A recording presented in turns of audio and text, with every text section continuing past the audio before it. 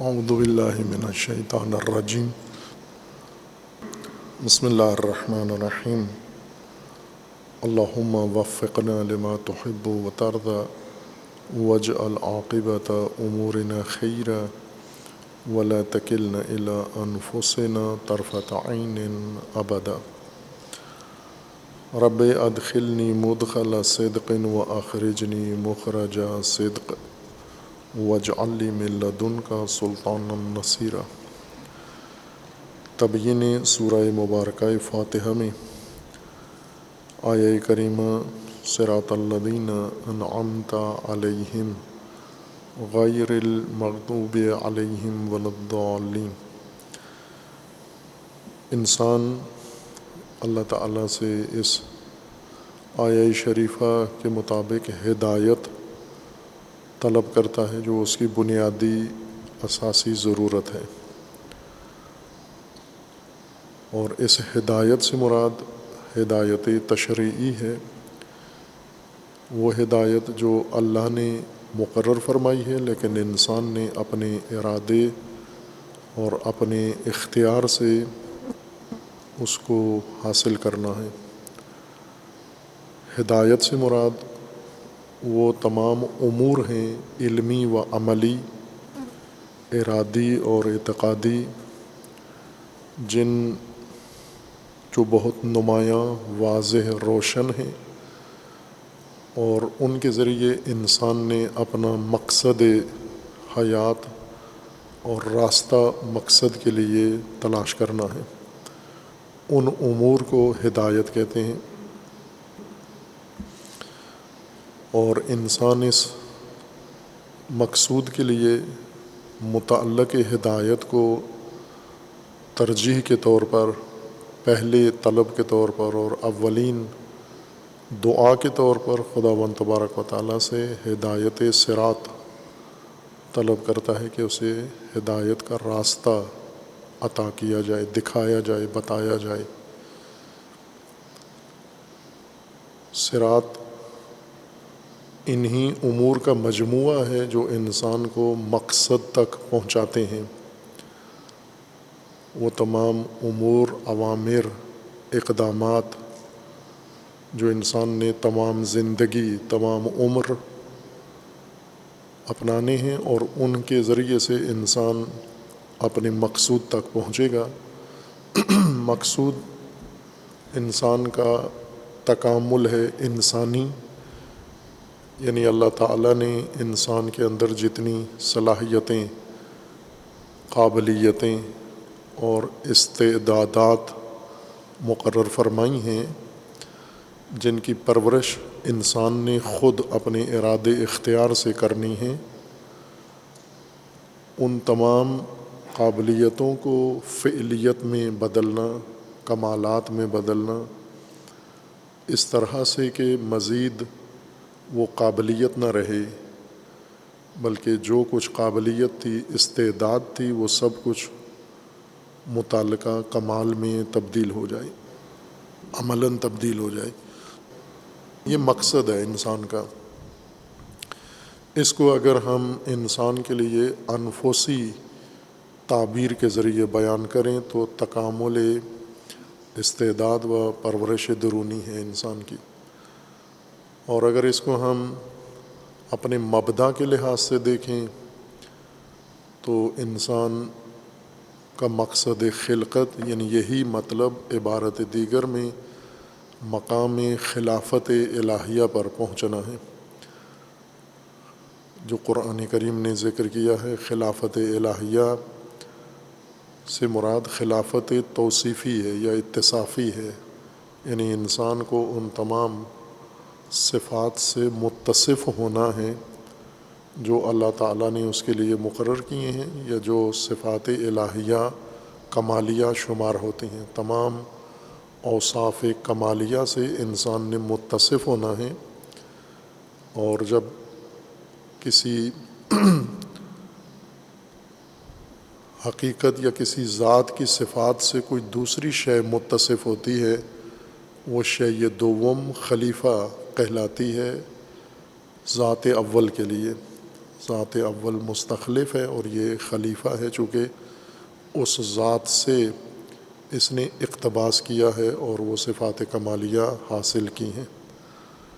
اور اگر اس کو ہم منتہا کے مبدا کے بجائے انسان کے منتہا کے لحاظ سے دیکھیں ہم، تو مقصد خلقت انسان قرآن کریم نے لقاء اللہ بیان کیا ہے کہ انسان کی آخری منزل جہاں پر منتہی ہونا ہے وہ مقام یا وہ نقطہ لقاء اللہ کہلاتا ہے۔ اور یہ لقاء اللہ بھی وہی تکامل ہی کا دوسرا نام ہے، اور اتصاف بالصفات الکمالیہ کا ہی دوسرا نام ہے کہ جب انسان رشد کرتا ہے، تکامل کرتا ہے، تکامل کر کے اپنا فاصلہ مبدا سے کم کرتا ہے۔ کمال اور نقص ایک دوسرے سے بہت دور ہیں، بعد ہے ان کا آپس میں، اور کامل ہمیشہ ناقص کے قریب ہوتا ہے، لیکن ناقص کامل سے دور ہوتا ہے۔ جتنا اس کا نقص برطرف ہوتا جاتا ہے، کمی دور ہوتی جاتی ہے، قابلیت فعلیت میں تبدیل ہوتی جاتی ہے، وہ قریب تر ہوتا ہے۔ اور وہ جو مخلوق کے لیے مقرر حد ہے تکامل کی، اس حد کو قرآن کریم نے لقاء کہا ہے، وہ لقاء اللہ ہے۔ اس نقطے تک انسان نے پہنچنا ہے، اور یہ تینوں عبارتیں ایک مقصد انسان کا بیان کر رہی ہیں، اور اس کے لیے راستہ جس کو اللہ تعالیٰ نے دین تعبیر کیا ہے، دین ہے، یہ صراط ہے، اور کتاب اسی دین کا مجموعہ ہے۔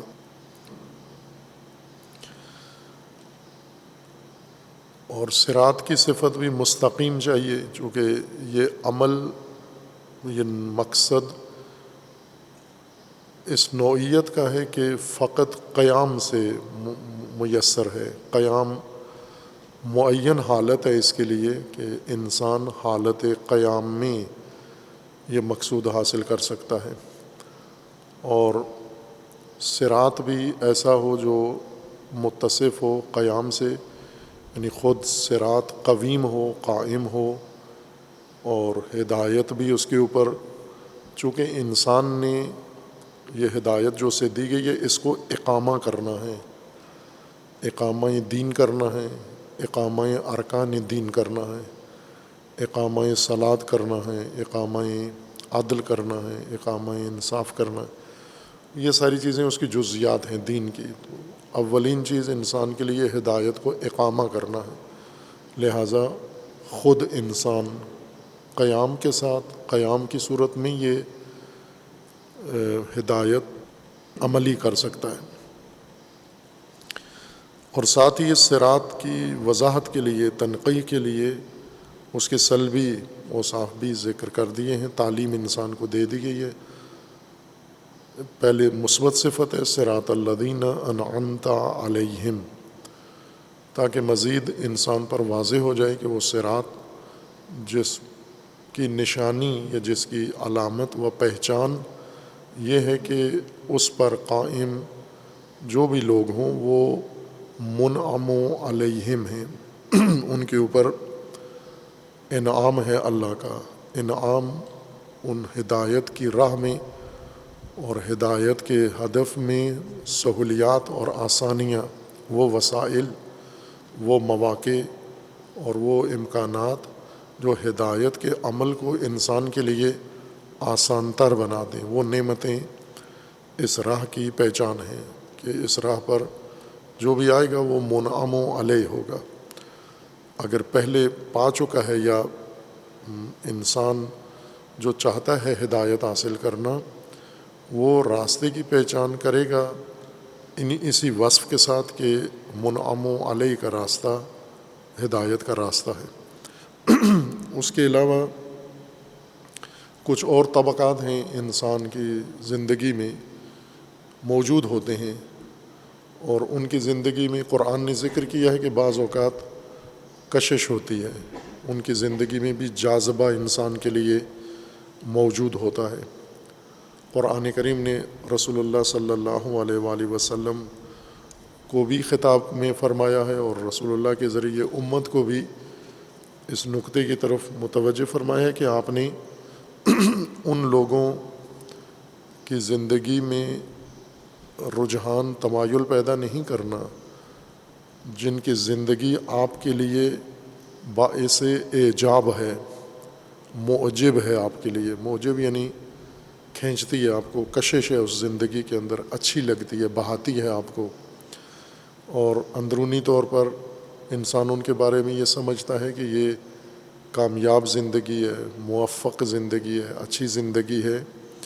ان کی زندگی کو دیکھ کر انسان کو اعجاب پیدا ہوتا ہے اندر، یعنی خوشی پیدا ہوتی ہے۔ اس بارے میں انسان یہ تمنا کرتے ہیں کہ مجھے بھی یہی زندگی اور یہی وسائل درکار ہوں۔ چونکہ مختلف طبقات ہمیشہ ہر معاشرے میں، ہر سماج میں طبقات علم و ہدایت و رشد کے عنوان سے پیدا ہو جاتے ہیں۔ یہ ایک طبیعی عمل ہے کہ ہمیشہ انسان اپنی زندگی میں، سماجی زندگی میں طبقات میں تقسیم ہو جاتا ہے، خود ہی خود تقسیم ہو جاتا ہے۔ اس میں اس کو تقسیم کرنے کی ضرورت نہیں ہے۔ بعض اوقات انسان خود تقسیم کرتا ہے کسی مقصد کے لیے، لیکن بعض اوقات انسان تقسیم ہو جاتے ہیں اپنی حالات، اپنی کیفیات اور اپنے نقص و کمال کے ذریعے کے بنیاد پر۔ یہ طبقاتیت خود معاشرے میں وجود میں آ جاتی ہے۔ وہ لوگ جن کو ہدایت کی راہ میں اور ہدایت کے ہدف کے لیے سہولیات، وسائل، مواقع مل گئے ہیں اور انہوں نے لے لیے ہیں، پا لیے ہیں، یہ ایک طبقہ بن جاتا ہے منعم علیہ۔ اور دوسرا طبقہ ہوتا ہے مبغوض، مغضوب۔ مغضوب طبقہ منعم کے بالکل نقطۂ مقابل ہے۔ منعم یعنی جس کے لیے آسانیاں، سہولتیں ہیں اور اسے میسر ہیں ہدایت کے وسائل، اور مغضوب طبقہ وہ ہے جس کے اوپر شدت ہے، سختی ہے، اور اس کو وہ ساری چیزیں مہیا نہیں ہیں۔ نہیں ہے سے مراد یہ نہیں کہ انہیں دی نہیں گئی ہیں، اس نے لی نہیں ہے۔ اس لیے یہاں پر اس غضب کا فاعل ذکر نہیں کیا گیا، نہ ہی اللہ تعالیٰ نے اپنی طرف اس کو منسوب کیا ہے کہ جن پر تیرا انعام ہے اور جن پر تیرا غضب ہے۔ نہ، جو مغضوب ہیں، کیوں مغضوب ہیں وہ آگے چل کے وضاحت ہو جائے گی کہ خود مغضوب ہیں۔ اللہ تعالیٰ نے تو یکساں طور پر سب کو یہ ساری چیزیں عطا کی ہیں۔ سورہ مبارکہ اسراء میں خداوند تبارک و تعالیٰ نے اس حقیقت کا، یعنی یہ طبقاتیت کا اصل راز وہاں پر رمز بیان کر دی ہے۔ سورہ اسراء میں خداوند تبارک و تعالیٰ کا فرمانا ہے کہ اللہ تعالیٰ نے بارش کی مثال دی ہے، پانی کی مثال دی ہے، اور انشاءاللہ اثناء تفسیر میں یہ نقطہ مزید واضح کریں گے کہ مثال اور تمثیل سے قرآن کریم نے ہدایت کی تبیین کی ہے۔ مثالیں تبیین کے لیے بہترین ذریعہ ہیں عام انسانوں کے لیے۔ تحلیل بھی ہے لیکن سب سے بہترین ذریعہ مثال ہے، اور اس میں اللہ تعالیٰ کا فرمانا ہے کہ خداوند تبارک و تعالیٰ نے انسانوں کو مواقع سب کو دیے ہیں۔ انزل من السماء ماء فسالت اودیۃ بقدرہا، اللہ تعالیٰ نے آسمان سے پانی نازل کیا ہے اور یہ پانی وادیوں میں بہہ نکلا ہے، ندیوں میں، نالوں میں بہہ نکلا ہے۔ سالت اودیۃ، وادیاں بہہ نکلی ہیں، بھر گئی ہیں، بقدرہا، اپنی گنجائش اور مقدار اور اندازے کے مطابق۔ یہ جو اندازے آپ کو ندیوں میں نظر آ رہے ہیں، یہ اللہ نے نہیں ان کے یہ اندازے بنائے، ان کی اپنی مقدار اور ظرفیت نے یہ مقدار پانی ان کے اندر اکٹھا کیا ہے یا جمع کیا ہے، نہ کہ اللہ تعالیٰ نے نزول کے وقت اس طرح سے نازل کیا ہے کہ اس وادی میں اور اس ندی میں تھوڑا پانی، اس نہر میں زیادہ پانی، اس دریا میں زیادہ پانی ہو، وہ یکساں بارش اتری ہے۔ لیکن سالت اودیۃ بقدرہا، یہ جو تقدیر ہوئی ہے، جو مقدر ہوا ہے، پانی اندازہ معین ہوا ہے، کم و زیادہ ہوا ہے، یہ ان کی اپنی ظرفیت کی وجہ سے ہوا ہے۔ اللہ نے ان کو یکساں مواقع دیے ہیں۔ اس میں سے جو تنگ وادیاں تھیں ان میں کم پانی ہے، جو بند وادیاں تھیں ان میں بالکل پانی نہیں ہے، جو کشادہ وادیاں تھیں ان میں زیادہ پانی ہے، اور ان سے دوسرے موجودات بھی مستفید ہو رہے ہیں۔ اور پھر اسی کے لیے خداوند تبارک و تعالیٰ نے یہ بھی ضابطہ بیان فرما دیا ہے کہ ہدایت کے لیے جو اللہ تعالیٰ کی طرف سے توفیق ہوتی ہے، یعنی ہدایت کا آغاز ہوتا ہے، وہ شرح صدر سے ہوتا ہے، وسعت ظرفی سے ہوتا ہے۔ من یرد اللہ ان یہدیہ یشرح صدرہ للاسلام، جس کو اللہ ہدایت چاہتا ہے اس کو، یعنی ہدایت تو وہ وسائل ہیں، ہدایت وہ رہنمائی ہے، وہ نمایاں امور ہیں اور وہ تعلیمات ہیں یا وہ اقدامات ہیں، یہ سب ہدایت کے زمرے میں آتے ہیں۔ لیکن یہ ہدایت جس ظرف میں آتی ہے، پہلے وہ ظرف ہدایت کے قابل بنایا جاتا ہے۔ من یرد اللہ ان یہدیہ یشرح صدرہ للاسلام، اسلام کے لیے اس کا سینہ کشادہ کیا جاتا ہے، کھولا جاتا ہے۔ اور اس کے مقابلے میں ہے کہ خداوند جس کو گمراہ کرنا چاہتا ہے، وَمَن يُرِدْ أَن يُضِلَّهُ، جس کو خداوند تبارک و تعالیٰ گمراہ کرنا چاہتا ہے، اس کا سینہ تنگ کر دیتا ہے، اس کا سینہ بہت ہی محدود کر دیتا ہے، جس میں ہدایت سما ہی نہیں سکتی۔ سورہ اسراء کے قانون کے مطابق کہ وادیاں اپنی مقدار کے مطابق بہہ نکلیں گی۔ خوب، یہ جو قرآن کریم میں اللہ تعالیٰ کا فرمان ہے کہ آپ نے ہدایت خدا سے طلب کرنی ہے، صراط مستقیم معین کر کے، مبہم نہ ہو، متعلق اس کا تعین ہے اس کے اندر کہ صراط مستقیم ہدایت کے لیے طلب کریں، چونکہ ہدایت کی نوعیت قیامی ہے۔ سورہ اسراء میں ہی آیا 9 میں اللہ تعالیٰ کا فرمانا ہے کہ ان ھذا القرآن یہدی للتی ہی اقوم، قرآن کی ہدایت اقوم ہے، اقوم ہدایت اس نے کرنی ہے، قیامی ہدایت ہے اس کی نوعیت اس کی۔ اور انسان کو بھی حکم ہے قوموا و اقیموا، قیام کرو اور اقامہ کرو، ہدایت کے ارکان کا اقامہ کرو۔ اب جو آگے صورت بنتی ہے کہ کچھ منعم علیہ بنتے ہیں، کچھ مغضوب علیہ، یہ اس وجہ سے ہے کہ وہ وادیاں اس طرح کی ہیں، نہ کہ اللہ نے خود تقسیم کر کے ان کو منعم علیہ اور مغضوب علیہ بنا دیا ہے۔ وادیاں اس طرح کی ہیں، یکساں ہے، اللہ کی طرف سے یکساں ہدایت ان سب کو پیش ہوئی ہے، لیکن وادیاں اس طرح کی تھیں کہ ایک نے وہ ہدایت لی، وہ وسائل لیے، منعم علیہ بنا، اور دوسرا اس نے وادی تنگ تھی یا بند تھی، وہ مغضوب بنا۔ یہ انسان کی جانب سے طبقاتیت پیدا ہوئی ہے، اور یہ طبقاتیت بہت سارے اس کے محرکات ہیں، جیسے بھیڑ چال کے تحت جب انسان زندگی گزارتا ہے تو خود ہی اس طبقے کے اندر شامل ہو جاتا ہے۔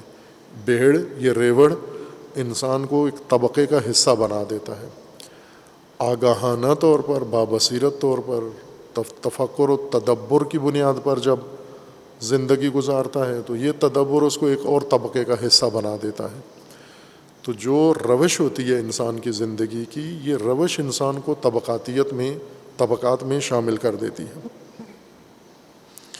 کچھ لوگ ہیں جو زندگی میں سختی میں ہیں، اور کچھ لوگ ہیں جو سہولت میں ہیں ہدایت کے اعتبار سے۔ باقی پہلوؤں سے بھی ایسا ہی ہے۔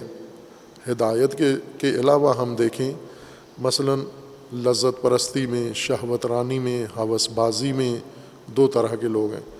چاہتے سب ہیں، لیکن سہولتوں کے لحاظ سے کچھ کے پاس ہوس کی سہولتیں ہیں، کچھ کے پاس سختیاں ہیں، ان کو سختی کا سامنا ہے۔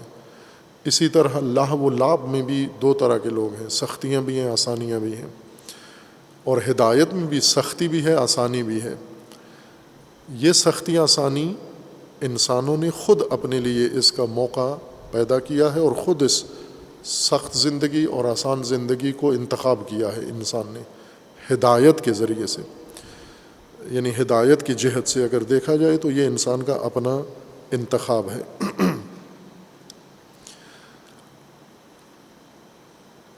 مغضوب اور ضالین اور منعم علیہ، جن پر اللہ کا انعام ہے، جو مغضوب ہیں اور جو ضالین ہیں،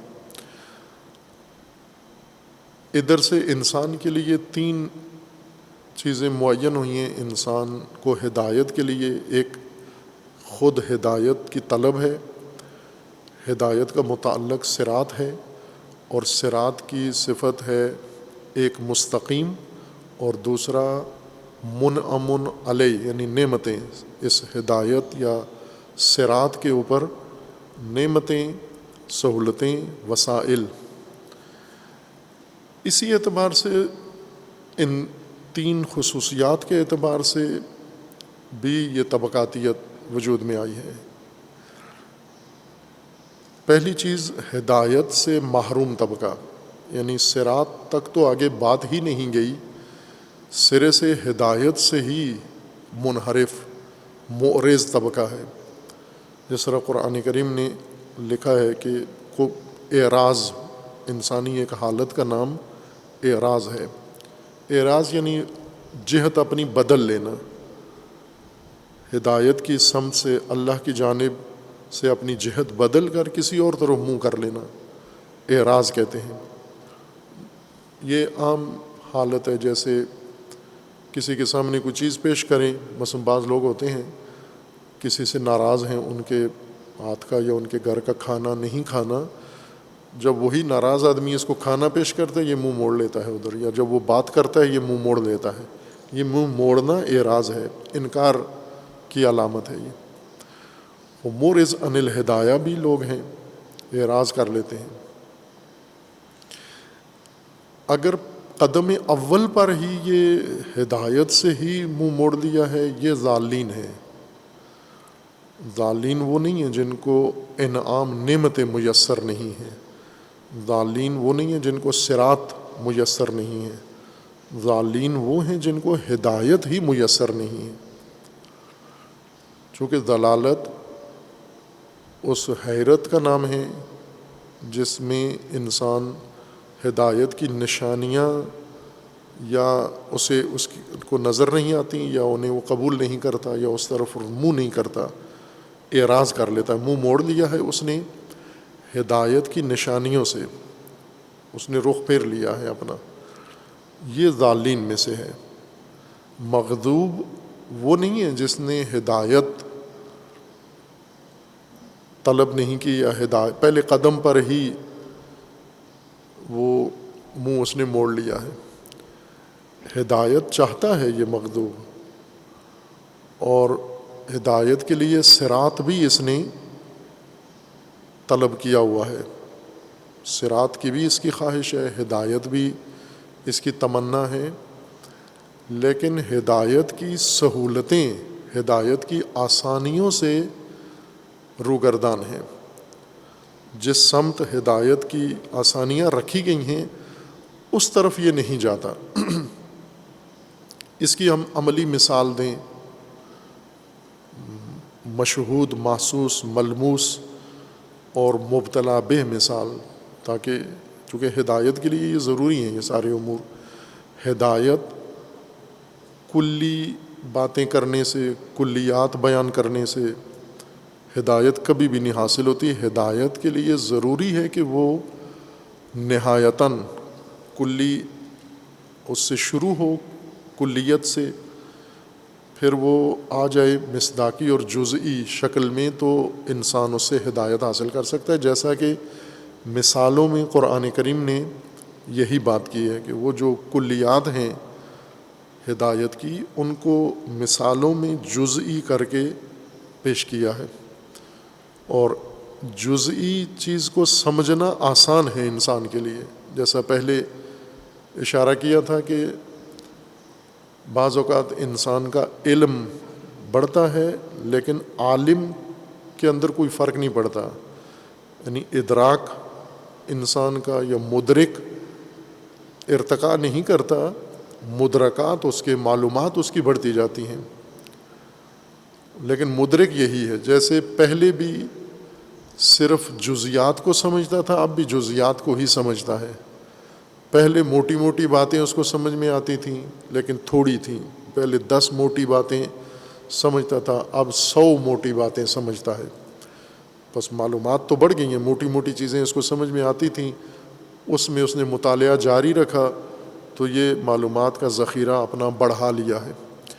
یہاں مدرکات یا معلومات میں اضافہ ہوا ہے لیکن مدرک عالم اس کے ادراک میں کوئی فرق نہیں پڑا، یعنی اب بھی موٹی باتیں ہی سمجھتا ہے، باریک دقیق باتیں اور عمیق اور گہری باتیں ابھی بھی اس کو سمجھ میں نہیں آتی.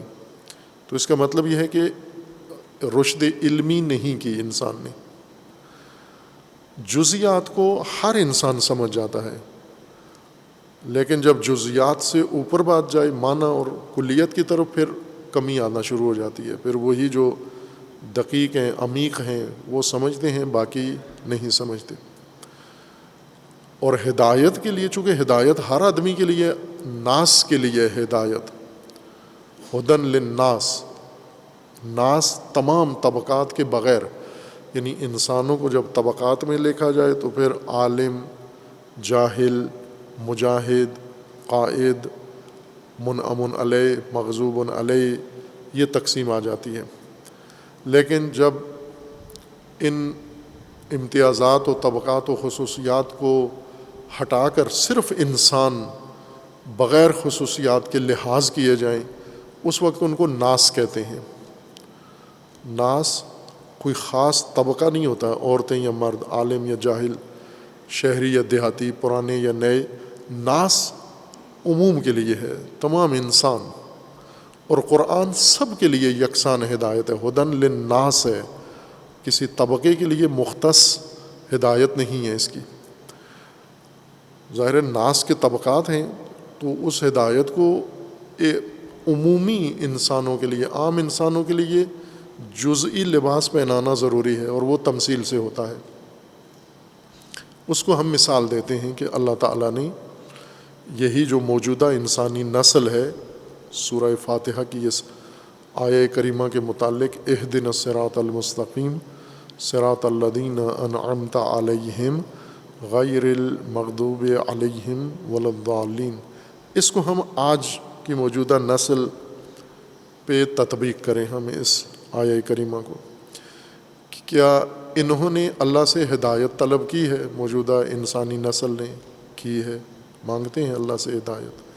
اہدنا الصراط المستقیم، خوب صراط بھی مانگتے ہیں، صراط مستقیم بھی مانگتے ہیں، اس کا قیام و استقامت بھی طلب کرتے ہیں. خوب کیا اللہ نے ان کی دعا، موجودہ انسانی نسل کی دعا سنی ہے یا نہیں سنی ہے؟ سنی ہے. ان کے لیے ہدایت کے بھی سارے امور فراہم کیے ہیں، اور ان کے لیے صراط بھی مقرر کیا ہے، اور صراط کے ساتھ جو وصف ہے، یعنی قیام کا صراط مستقیم بھی، اس کا وہ وصف بھی ساتھ اللہ تعالیٰ نے مہیا کیا ہے. اب اس طلب تو ہدایت کی سب کو ہے، کم از کم ہم یہ تو وثوق سے کہہ سکتے ہیں کہ جو مومنین ہیں، مسلمین ہیں، خدا پرست ہیں، اللہ پر ایمان رکھتے ہیں، وہ تو یقیناً طلب کرتے ہیں اس دعا. یہ آرزو ہے ان کی یہ خواہش ہے. اور یوں نہیں کہ ان کی دعا اللہ نے رد کر دیا کہ آپ کو ہدایت نہیں دینی، وہ یہ دعا عمومی طور پر مستجاب ہے، سب کی طرف سے مستجاب ہے کہ اگر آپ اللہ سے ہدایت طلب کرو، یقیناً خدا کی طرف سے آپ کو ہدایت ملے گی. بلکہ یوں نہیں کہ آپ کے طلب کرنے کے بعد اہتمام ہوگا، ہدایت پہلے اللہ نے فراہم کر کے پھر آپ کو کہا ہے کہ آپ بھی اہدنا کہو، آپ ہدایت طلب کرو. بس یہ مسلمات ہیں موجودہ انسانی نسل جس میں ہم ہیں، ہدایت ہم بھی طلب کرتے ہیں اللہ سے، ہم سب، اور ہدایت صراط مستقیم بھی مانگتے ہیں، اور اللہ تعالیٰ نے یہ دعا سب کے حق میں مستجاب کر کے ہدایت و صراط مستقیم مقرر کر دیا ہے۔ اب اس صراط مستقیم پر ہم نے ملاحظہ کرنا ہے کہ یہ موجودہ نسل صراط مستقیم و ہدایت کے عنوان سے کیا تقسیم بندی ہے اس کے اندر۔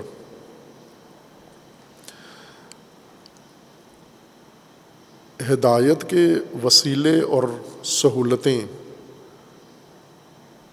ہر قوم کے اندر، ہر جغرافیے کے اندر، ہر شہر و محلے میں اللہ تعالیٰ نے فراہم کر دی ہیں اپنے اسباب کے ذریعے۔ جو نظام ہے ربوبی اللہ تعالیٰ کا اور جو حاکمیت کا اللہ کا نظام ہے، اس نظام کے مطابق زمین کو بھر دیا ہے ہدایت کے نشانیوں سے اور ہدایت کی سہولتوں سے اور ہدایت کے وسیلوں سے، اور اس میں یہ انسان ہیں جو ہدایت کے خواہش مند ہیں۔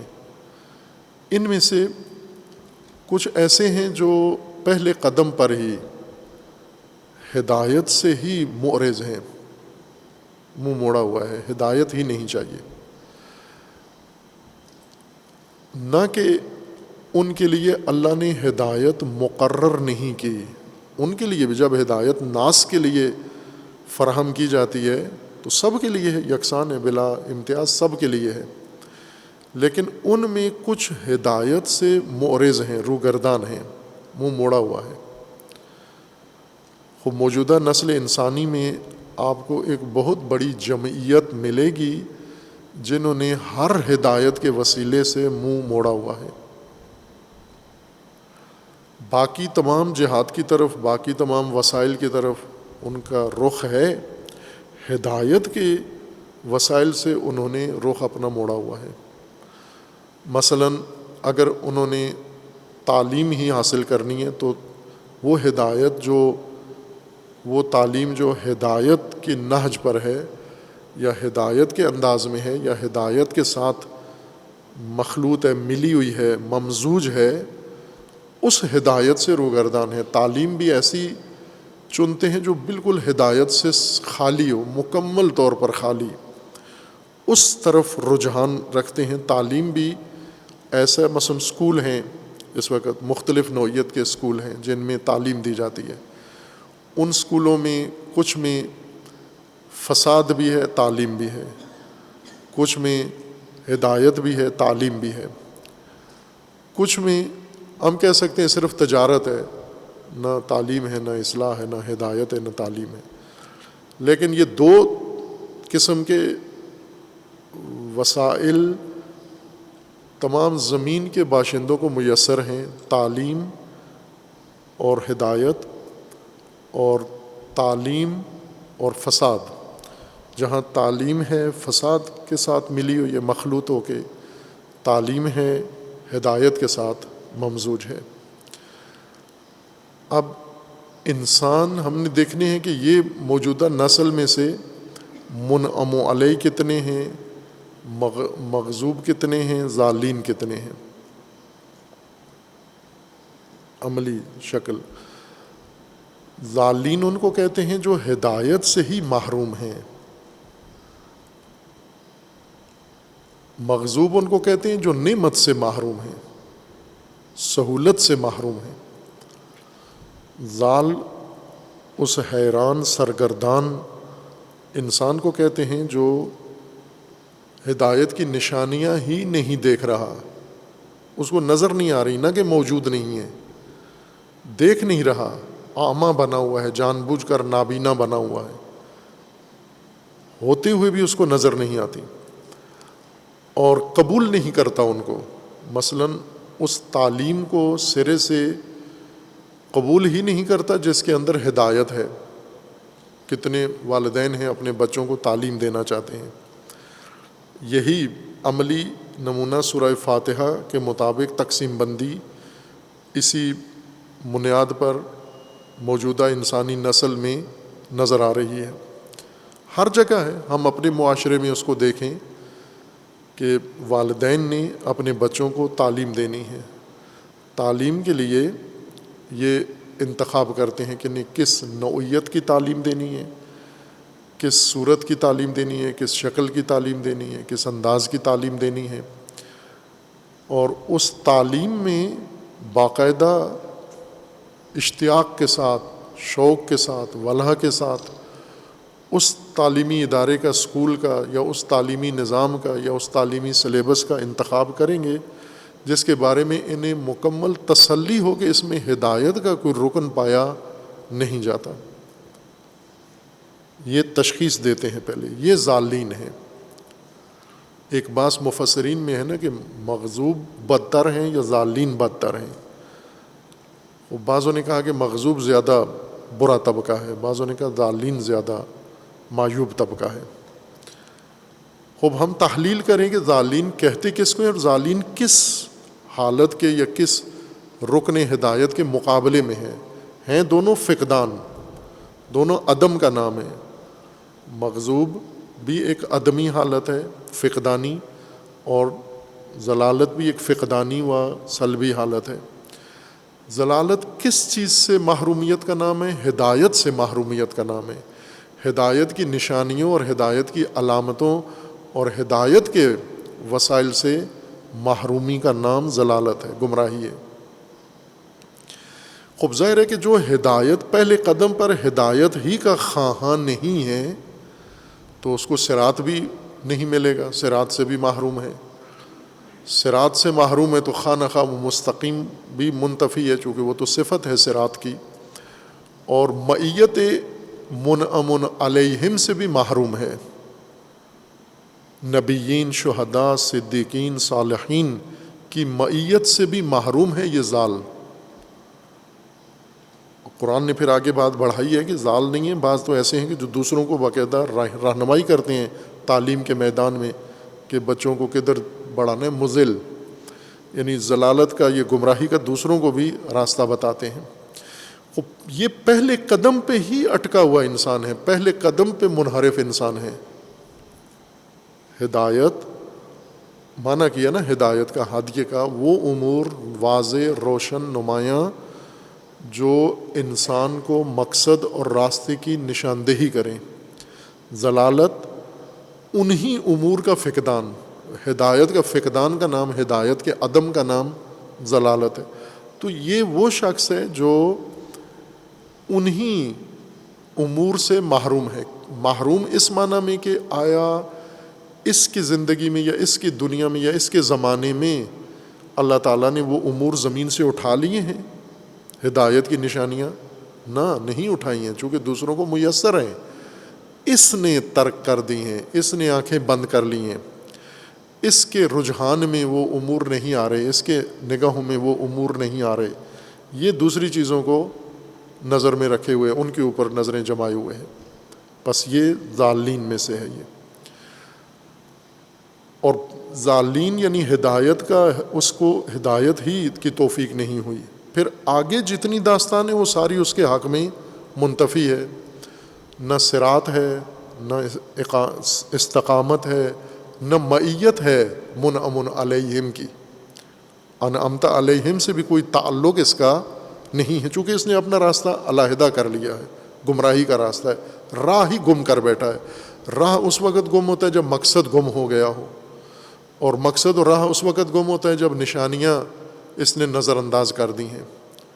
نشانیوں کو نظر انداز کرنے سے آج اس ضلالت کی زندگی میں ڈوبا ہوا ہے.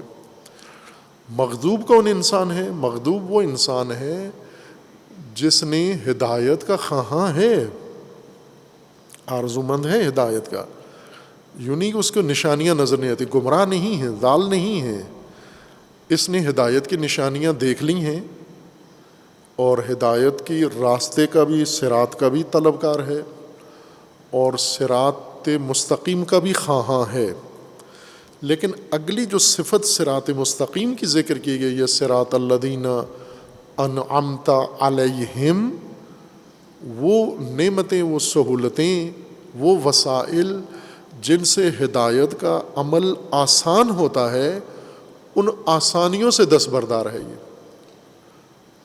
اور ظاہر ہے کہ جب انسان کسی چیز مثلاً سفر کی سہولتیں ہیں اور سب کے لیے عمومی میسر ہیں، کسی کے پاس اپنی گاڑیاں ہیں، کسی کے پاس عموماً پبلک ٹرانسپورٹ کے وسائل ہیں، جو اپنی گاڑی نہیں رکھتا بس پہ جا سکتا ہے، ٹرین پہ جا سکتا ہے اور دوسرے اس روٹ کی گاڑیوں پہ جا سکتا ہے. لیکن ایک شخص ایسا ہے جو ان دونوں کا خواہاں نہیں ہے یا قائل ہی نہیں ہے، نہ میں نے اپنی گاڑی پہ جانا ہے، نہ میں نے بس پہ جانا ہے، نہ ٹرین پہ جانا ہے، لیکن جانا چاہتا ہوں وہاں پر. خوب کیسے جاؤ گے؟ کہتے چل کے جاؤں گا. یہ مغضوب ہے، یہ سختی، دشواری اس کے اوپر اس نے خود اپنے لیے اس کام میں سختی پیدا کر لی ہے جس کے لیے اللہ نے آسانیاں اور سہولتیں فراہم کی ہوئی تھیں کہ یہ ہدف حاصل کرنے کے لیے اللہ تعالیٰ نے خصوصی وسائل فراہم کیے ہیں. ان وسائل کو نظر انداز کر دیتا ہے یہ شخص. جب ان وسائل سہولت کو نظر انداز کرتا ہے، یہ جتنی باس ہے مغضوب، ضالین اور منعم علیہ، یہ سب ہدایت کے تناظر میں ہو رہی ہے. لاہو و لعب و عیش و لذت و فساد، یہ ساری بات وہاں بھی کی جا سکتی ہے، یعنی یہ طبقاتیت وہاں بھی ہے. وہاں بھی جن لوگوں کے پاس سہولتیں ہیں، عیش و عشرت ہے، لیکن وہ ہدایت کا میدان نہیں ہے. سختی میں ہیں کچھ لوگ، ہدایت کے میدان سے باہر لاہو و لعب کی زندگی میں سختی میں ہیں. کسی کو ایک معمولی سا ابتدائی قسم کا فساد کے لیے بھی بہت سختی جھیلنا پڑتی ہے، اور کوئی بڑے بڑے فساد گھر بیٹھے ہوئے اس کو میسر ہیں. ہدایت کے باب میں یہ سب کچھ ملاحظہ ہے. قرآن نے یہ سب ہدایت کے باب میں ذکر کیا ہے. انعام بھی اور انسان کے اوپر غضب بھی. غضب سختی و شدت ہے، نعمتوں کا سلب ہونا، نعمتوں کا انسان سے دور ہو جانا، انسان کا نعمتوں سے دور ہو جانا.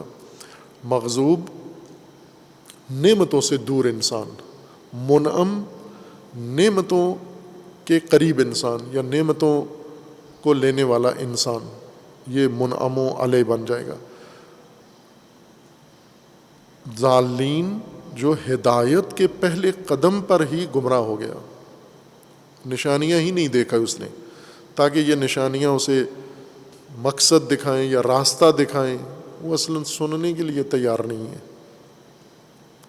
بلکہ اس کو جو اس نے سنی ہے جو بات، وہ غلط بات سنی ہے جو اس کو مقصد اور راہ سے دور لے جائے، اس کی طرف زیادہ اس کا دھیان اور توجہ ہے. یہ ضالین میں سے ہے، گمراہ انسان.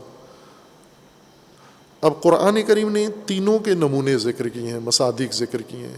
ان مصادیق سے بھی ہم اپنی صورتحال اور اپنے یہ تین طبقات اس نسل کے اندر بخوبی سمجھ سکتے ہیں، اور اپنا شمار اپنے سماج، اپنے معاشرے، اپنی سوسائٹی کو ان تینوں میں سے تشخیص دے سکتے ہیں کہ کس کا حصہ ہیں.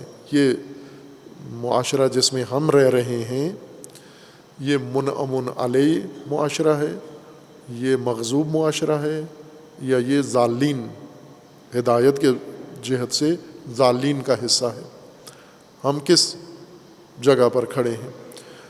اور اگر وہ حالت ہماری منعم علیہ و ہدایت یافتہ والوں کی نہیں ہے، مغضوب ہیں خدا نخواستہ یا ضالین میں سے ہیں، تو پھر ہمیں دقیقاً یہ پتہ چلے کہ یہ نہ ہو کہ ضالین کا علاج وہ شروع کر دیں جو مغضوب کا علاج کیا جاتا ہے، اور مغضوب کا علاج وہ کریں جو ضالین کا کیا جاتا ہے. یہ بھی ہم سب کو گمراہی کہتے ہیں.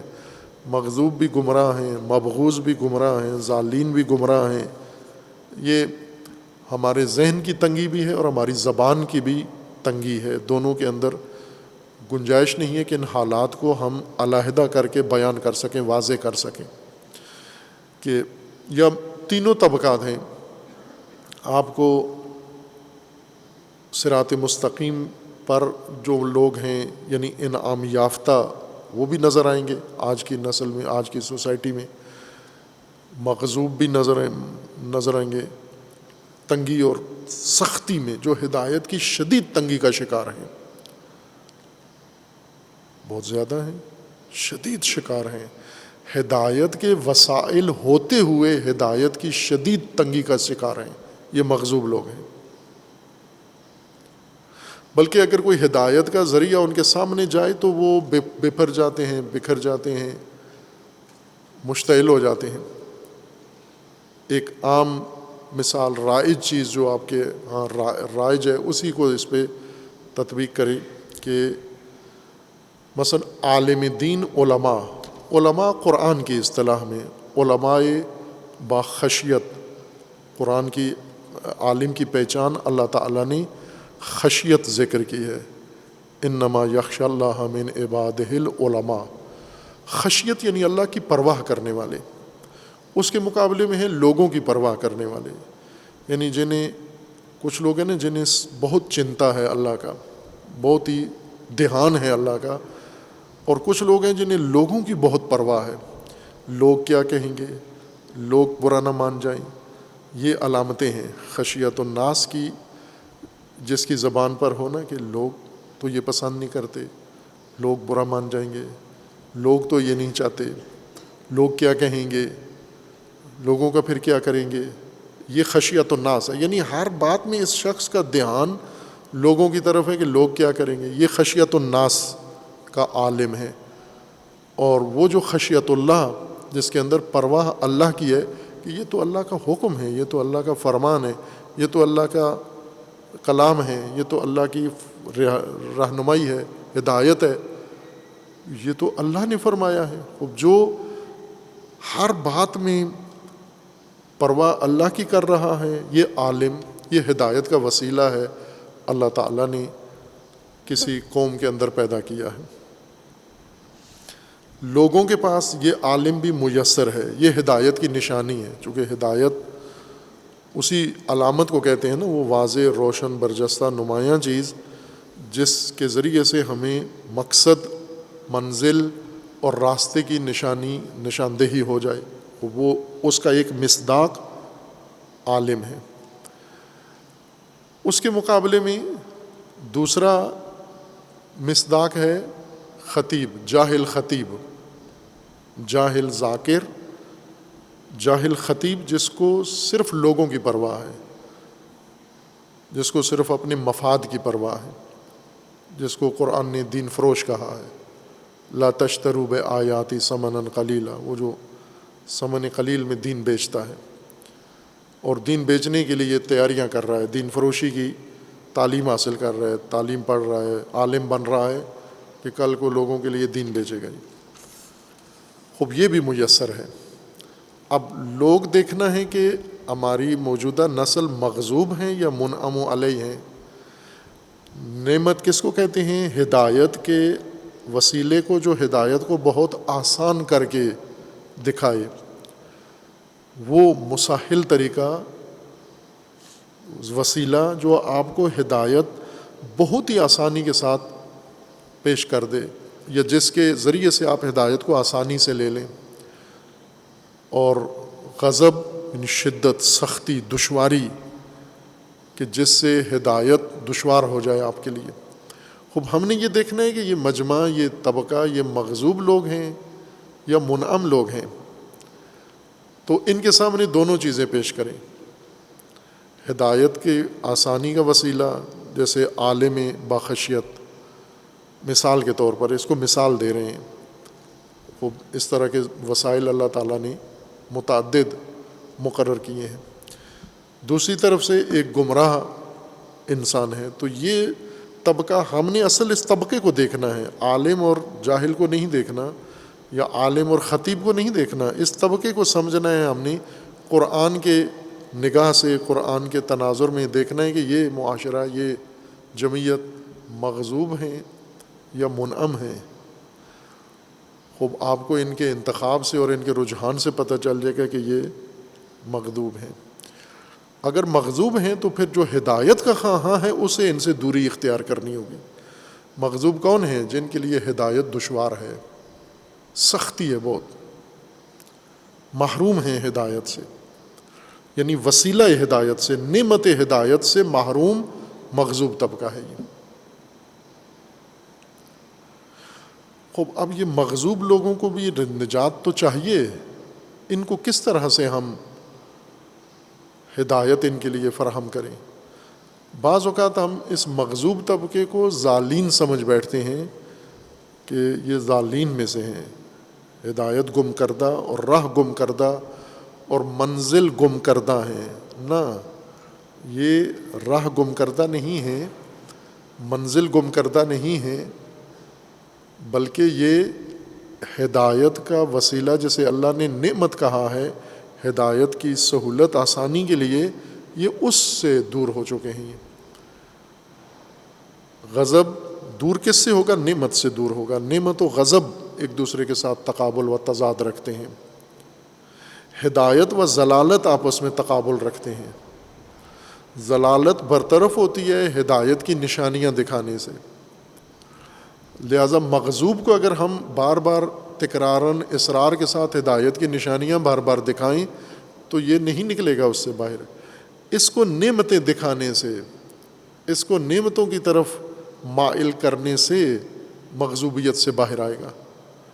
لہٰذا قرآن کریم میں بھی اور روایات میں بھی اور مناجات و ادعیہ میں بھی کثرت کے ساتھ نعمتوں کی طرف انسان کو متوجہ کیا جا رہا ہے، نعمتوں کا ذکر آ رہا ہے، اور نعمتوں کی شمارش کو ایک بہت ہدایت کی راہ میں ایک بہت اہم قدم اور کام شمار کیا گیا ہے، جو بظاہر ہمیں لگتا ہے کہ شاید فقط حصول ثواب کے لیے ہے۔ نہ، یہ نعمتوں کا ذکر، نعمتوں کا تذکرہ، نعمتوں کی بات، نعمتوں کی شناخت، نعمتوں کی پہچان، یہ سب مغضوبیت سے نکلنے کے لیے ضروری ہے۔ مثلاً ہم ائمہ اطہار علیہ السلام کی دعاؤں کو دیکھیں تو وہ دعائیں کس تناظر میں ہیں کہ یہ لوگ اس وقت جو عام مسلمانوں کی بات کریں، یہ مسلمان یہ ہدایت کے خواہاں ہیں، صراط کو مانتے ہیں، صراط مستقیم بھی طلب کرتے ہیں، لیکن ہیں مغضوب ہیں۔ ہدایت کی نعمتوں میں سے ایک امامت ہے، اہل البیت ہیں۔ اللہ تعالیٰ نے اس نسل پر جو ایک خصوصی لطف خاص کیا، جیسا قرآن نے بھی فرمایا ہے کہ سرے سے نعمتوں، ہدایت کے وسائل، ہدایت کے اسباب، ہدایت کے لیے جو آسانیاں پیدا کرنے والے نظام ہے اللہ کا، اس کی تکمیل کی ہے اللہ تعالیٰ نے ولایت سے۔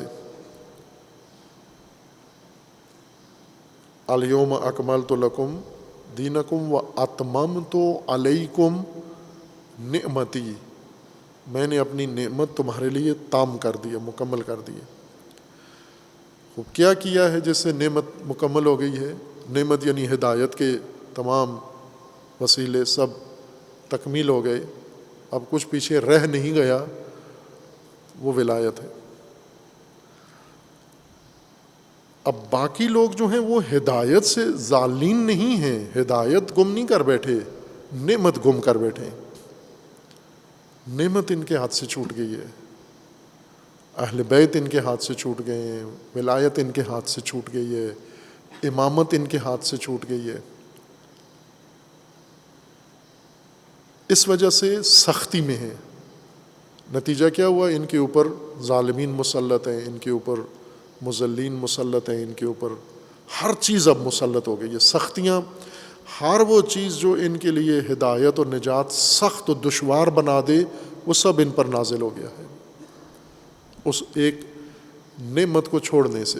کفران یعنی نعمت سے روگردانی، کفران نعمت کیا ہے، امامت کی نعمت کا کفران کیا ہے، ولایت کی نعمت کا کفران کیا ہے، اور مغضوبیت کا آغاز شروع، غضب آغاز ہو گیا ہے۔ اللہ کا غضب شروع ہو گیا ہے جس دن اللہ کی نعمت سے منہ موڑا ہے، چونکہ یوں نہیں ہو سکتا کہ اللہ کی نعمت ترک کر دی۔ نعمت و غضب کے درمیان کوئی تیسری کیفیت ہو کہ انسان منعم بھی نہ ہو وہ بھی موجودہ نسل منعم تو نہیں کہہ سکتے ہم اس کو، چونکہ امامت سے خود روگردان ہیں، خود دستبردار ہیں. ہدایت کا وسیلہ امامت ہے، جس طرح نبوت ہے اسی طرح امامت ہے. سورہ نساء میں اللہ تعالیٰ نے فرمایا کہ جن پر اللہ تعالیٰ نے انعام کیا ہے من النبیین، بس نبی منعم علیہم ہیں اور آپ نے ان کی معیت میں رہنا ہے. پھر سورہ مائدہ کی آیت میں ہے کہ ولایت بھی نعمت ہے، بلکہ تکمیلی نعمت ہے، متمم نعمت ہے، مکمل نعمت ہے. وہ نعمت جس سے نظام پورا مکمل ہوتا ہے، تامہ نہیں، متمم. متمم اس کو کہتے ہیں وہ آخری جز جس سے پہلا سارا نظام پورا ہو جائے، مکمل ہو جائے، جز متمم وہ ہے.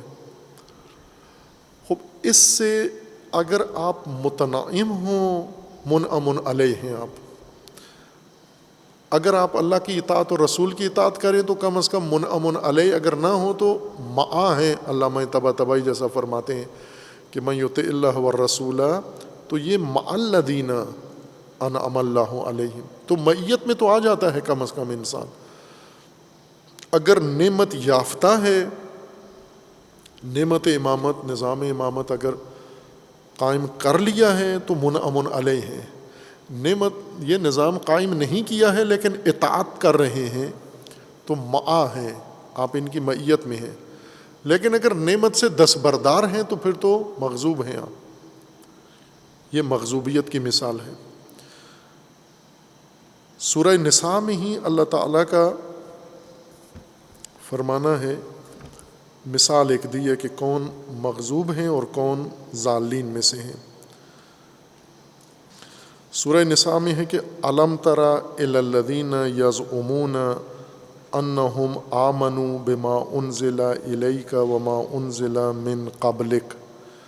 کیا آپ نے دیکھا ہے ان لوگوں کو جو گمان کرتے ہیں کہ یہ مومن ہے، ایمان لایا ہے، ایمان لائے ہیں، بما انزل الیک، قرآن پر ایمان لائے ہیں، وما انزل من قبلک، اور آپ سے پہلے جو کتابیں نازل ہوئی ہیں انبیاء پر اس پر بھی ان کا ایمان ہے. گمان یہ کر رہے ہیں. یریدون ان یتحاکموا الی الطاغوت، لیکن ان کے عزائم، ارادے، فیصلے یہ ہیں کہ یہ حاکم طاغوت کو مانیں گے، حاکم طاغوت کو مانیں گے.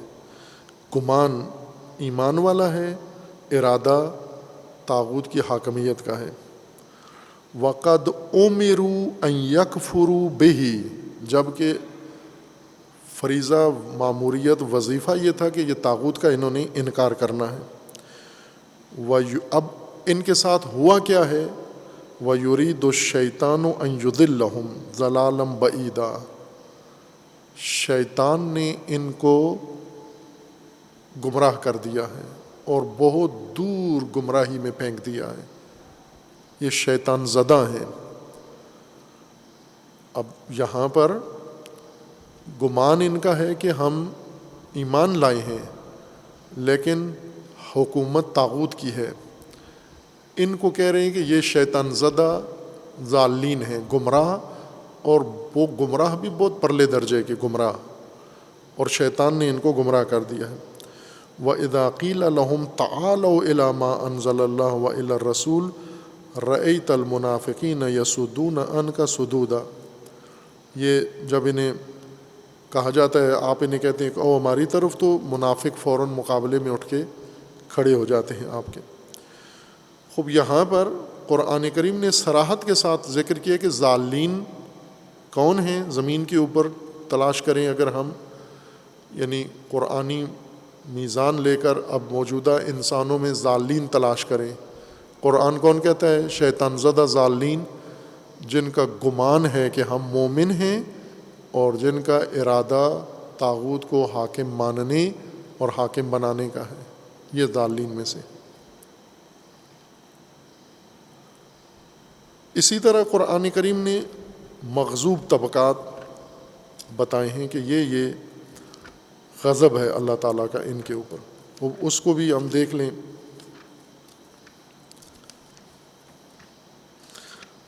غضب کا شکار کون لوگ ہیں یا کون ہو سکتے ہیں؟ اگر ابھی نہیں ہے تو بعد میں ہو سکتے ہیں. مثلا مغضوب جو موجود ہیں، جیسے بچے ہیں، چھوٹے بچے ہیں، یہ ابھی مغضوب نہیں ہیں لیکن ان کے ماں باپ مغضوب ہو سکتے ہیں.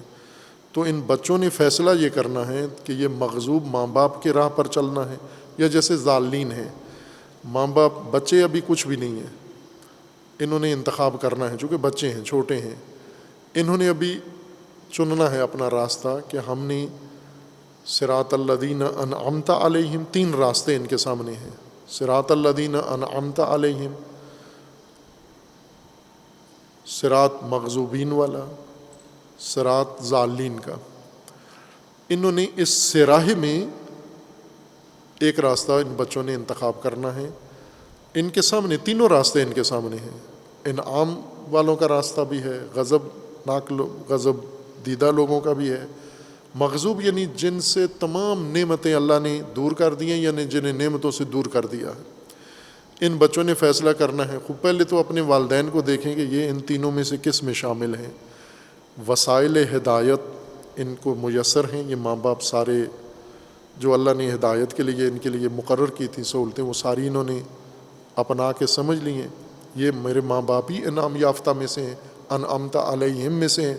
اب نورن اللہ نور جس کو گھر میں میسر آ جائے، منعم علیہم اپنے گھر میں میسر آ جائے.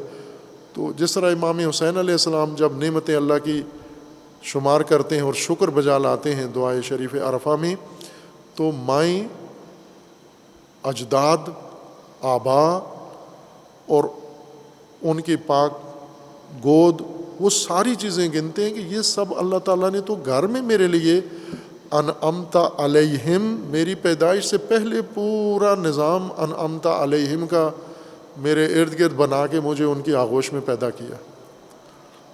اب یہ آج کا بچہ اگر اس قسم کے خاندان میں پیدا ہوا ہے جہاں ماں باپ، اجداد، سارا قبیلہ، سلسلہ انعام یافتہ ہیں، وہ نور علی نور، یہ تو بہت ہی خوش قسمت بچہ ہے. لیکن بچہ ذرا شعور جب پکڑتا ہے تو یہ دیکھے ماں باپ کے انداز زندگی، طرز زندگی کو، اجداد، آبا، سب آنکھ کھول کے دیکھے کہ مغضوب ہیں یا منعم علیہ ہیں، ہدایت کے وسیلوں کے بارے میں سختی میں ہیں یا آسانی میں ہیں، دور ہیں یا ان کو اپنائے ہوئے ہیں، یا پھر ضالین میں سے ہیں. قرآن کریم میں اللہ تعالیٰ کا فرمان ہے کہ غضب ناک یا غضب دیدہ لوگ جو ہیں ان کو آپ اگر پہچاننا چاہتے ہیں تو وہ یہ ہیں. سورہ نساء میں ہے کہ غضب خدا کا جن پر ہے. یہی آج اسی موجودہ زندہ انسانوں کی بات کریں آپ، چونکہ ایک جو غلطی ہمارے اندر ہے، جو پہلے بھی کہا تھا کہ ہم قرآن کی جب تلاوت کرتے ہیں یا پڑھتے ہیں، الفاظ قرآن کے سنتے ہیں تو معانی کی طرف توجہ نہیں جاتی، مصادیق کی طرف توجہ چلی جاتی ہے. جیسا بعض علماء نے ذکر بھی کیا ہے، یہ آیات جب ہم پڑھتے ہیں صراط الذین انعمت علیہم، انعمت علیہم ائمہ اطہارہ ہے، ختم ہو گئی بات یہیں پر. اتنی ہی جمعیت ہے صراط مستقیم پر جن پر لوگ اللہ نے انعام کیا ہے، وہ 14 معصوم ہیں بس. تو وہ تو بڑی ٹریفک نہیں ہے، زیادہ رش نہیں ہے صراط پر، چونکہ انعمت علیہم آپ نے کتنے وہاں نفری شمار کی جو صراط مستقیم پہ 14 معصوم، ختم کر دیا آپ نے، بند کر دیا. آگے اس شاہراہ صراط مستقیم پر انٹرچینج ہی ختم کر دیا آپ نے، اور کوئی نہیں آ سکتا، چونکہ یہ تو معصومین کے لیے انعمت علیہم ہیں ہی معصومین. جبکہ قرآن کہہ رہا ہے کہ شہداء، صالحین، صدیقین یہ سب ہیں، لیکن ہم نے ائمہ کو ادھر فرض کر کے بند کر دیا راستہ. یہ وہ مصادیق میں انحصار کی دلیل ہے. دوسرا، مغضوب کون ہیں؟ جن کے پر اللہ کا غضب ہے، یہودی. اور ضالین کون سے؟ منافق. اس زمانے میں رسول اللہ کے زمانے کے منافق یہ ضالین میں سے ہیں، اور رسول اللہ کے زمانے کے یہودی مغضوب ہیں. اور اہل بیت یہ منعم علیہم ہیں. یہ مصادیق ہیں، یہ آیت کا معنی نہیں ہے، مصادیق ہیں. تو مصادیق ہر نسل میں تلاش کرو، آپ ہر نسل کے مصادیق ڈھونڈو، اور خصوصاً اپنے زمانے کے مصادیق. یہ بہت اہم نقطہ ہے. ہدایت ہم اس وقت ہم سمجھیں گے سورہ فاتحہ نے ہماری ہدایت کی ہے اگر ہمیں یہ توفیق مل گئی ہے کہ ہم یہ 3 طبقات، انعام یافتہ، غضب شدہ اور ضالین، اپنی موجودہ زندہ نفری میں تشخیص دے لیں. قرآن بتا رہے کون ہے.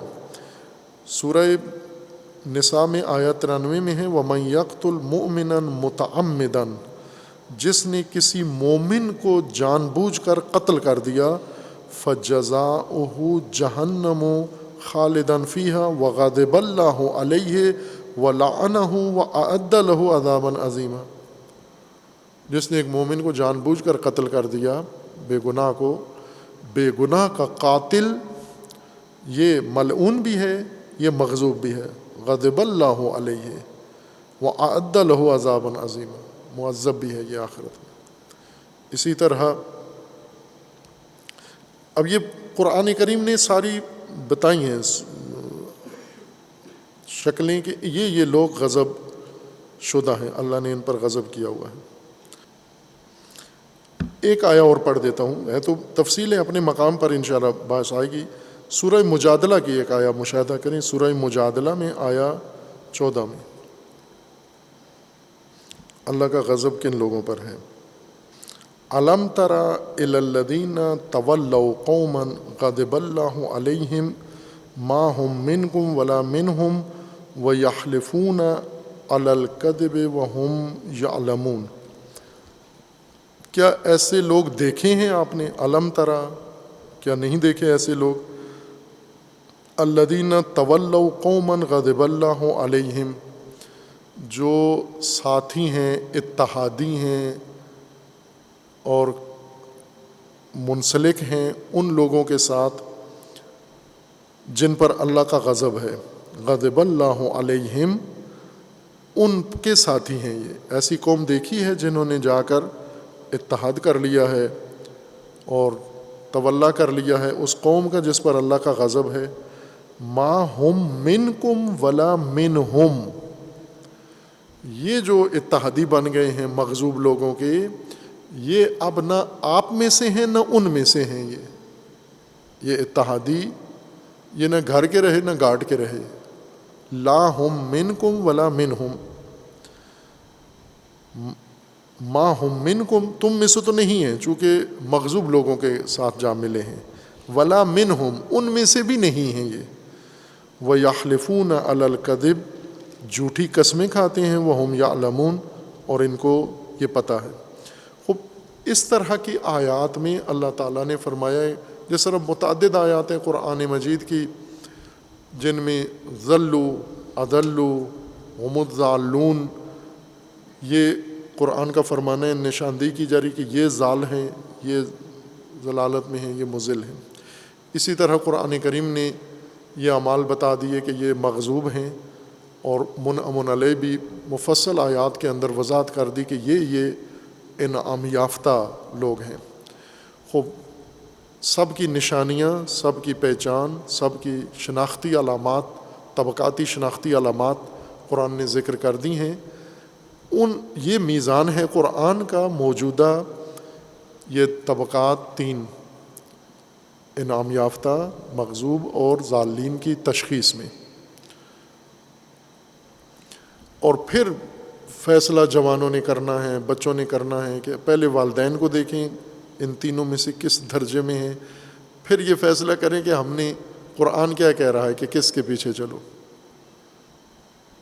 یہ واضح ہدایت ہے قرآن کی، بیان و تبیان ہدایت ہے قرآن کی، جسے ہم جان بوجھ کے ابہام کر کے، مبہم کر کے پھر مغضوب سے نظام مغضوب میں چلے بھی جاتے ہیں، وہاں رہتے بھی ہیں، پڑھتے بھی ہیں، اور احساس بھی نہیں ہے کہ ہم کیا جرم کر رہے ہیں. اور جو اللہ نے انعام رکھے ہیں ہدایت کے لیے، اس انعام سے فاصلہ لے کر، جیسے امامت ولایت کا عرض کیا کہ متمم نعمت ہے ولایت، اس سے دوری اختیار کر کے پھر ہدایت کا بھی گمان کرتے ہیں اپنے بارے میں، یہ اس واضح ہدایت کے اندر ضلالت ہے، کنفیوژن ہے، یہ کنفیوژن ضلالت ہے۔ اس ضلالت سے باہر آئیں، ہدایت واضح، ہر چیز مسلم، کنفرم، معین، اور انسان وثوق و یقین کے ساتھ اس کو اپنائے بھی اور اس کے ساتھ اس کے اوپر چلے بھی ہے۔ خوب، اب ایک جمع بندی اس پوری سورہ کو چاہیے، بسم اللہ سے لے کر ضالین تک تمام مطالب جو سورہ میں ہیں اور بیان ہوئے ہیں، اور پھر اس کے بعد ہم اگلی سورہ میں انشاءاللہ داخل ہوں گے۔ صلی اللہ علی محمد و آلہ الطیبین۔